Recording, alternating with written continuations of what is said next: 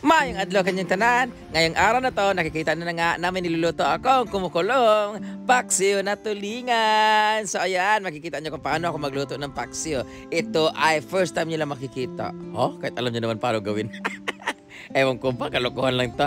So ayan lang naman, nagpiprepare lang naman ng sibuyas, ganyan. Siyempre hindi ako naghihiwa kasi kung ako maghihiwa, siyempre wala na silang trabaho. Sabi ko sa kanila, okay, magluluto ako ng paksiw, ilalabas ko yung isda na nasa ref.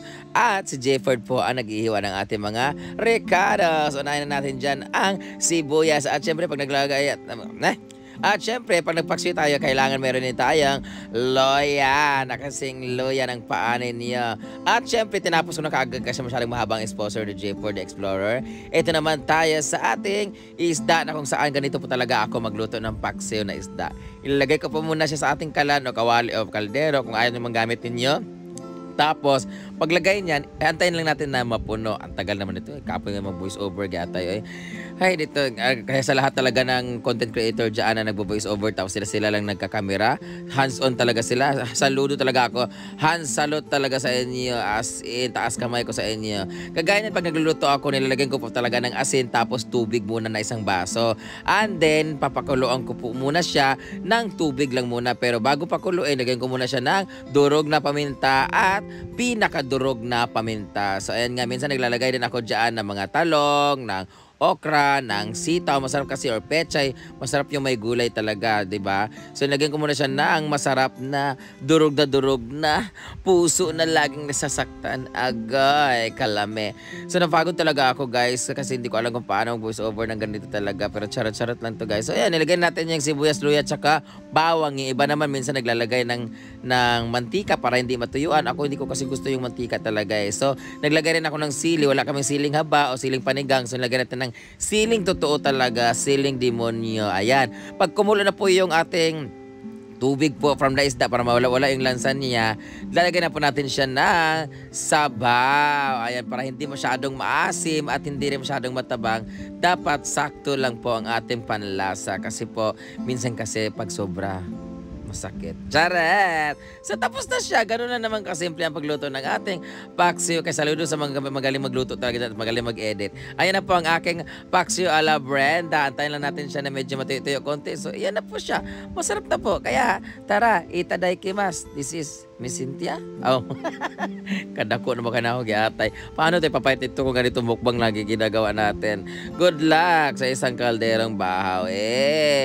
Kaon na ta. Paglaway na pod mo. Pagluto na pod mo inyo. Giatay ka mo, ha? May sasabog yun dun.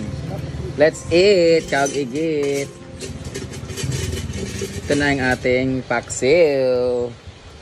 Na esplikitik. Ang aking favorites. So, ito na yung pinaka-diet ko na rice. Diet ito pero, siguro mga 2 takal to. Or isa lang naman pag ginanon. Kasi pag di ako diet, lalo-lalo na ito yung ulam natin. Hindi nga ako magsisili ngayon eh. Kasi I have my acid reflux and I always get vomit and diarrhea. Because of the acid reaction of my body. So, let's eat this kind of head tone. Ito. Kain! Naku, tulingan.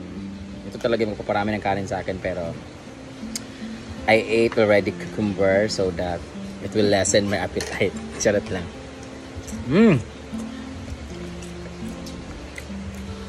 Papa rin yung nabayari ka, J4. Pilan tanang cord? May iba naman yung 1,050. May pusit naman. Ay, yung lahat ng pala nila.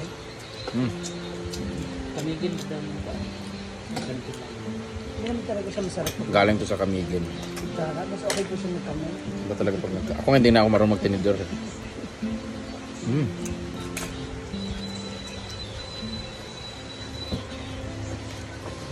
Ang problema kapag nagla-live ako o nagbi-video ng kumakain, napaparami ako sa tagal matapos ng live, di ba?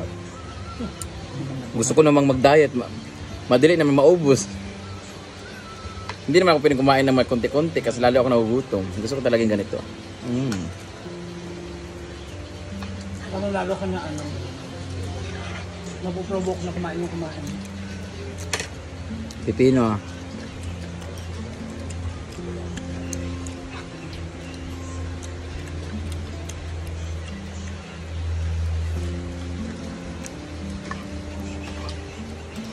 Wala pa sila lingling? Sudan dire oh. Lingling! Inuwi pa ako ng dalawang bayan dito para makapili ng saluyot.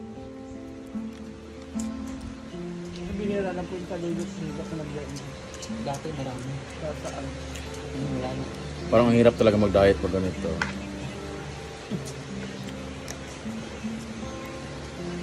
Jik girl, magpapabili si Yung ganito yung kuan sa akin ng ano, iPhone. Siya nagbigay nun, no? Posible namang sister-in-law.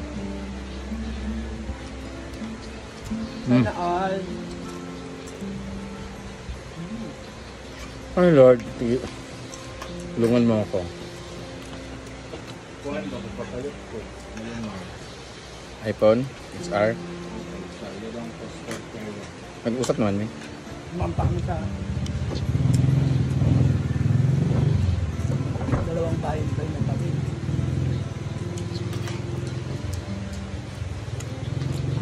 Ayoko talaga ng ganitong... Walang saluyot dito.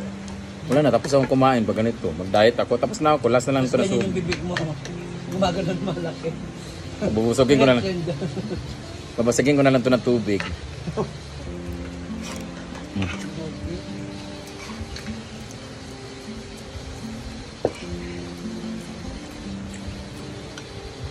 Inom lang ako maraming tubig. Eh.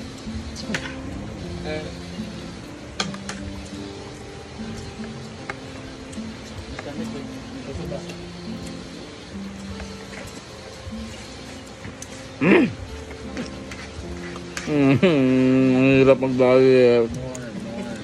Ayoko na, Lord. Ayoko na. It's for my health. It's for my health. It's for my health. Sarap ng ano, ng una. Busog na ako. Yeah! Ano kayo ng una? Patayin ko muna to para din na makita. Busog na ako. Yun ang tubig.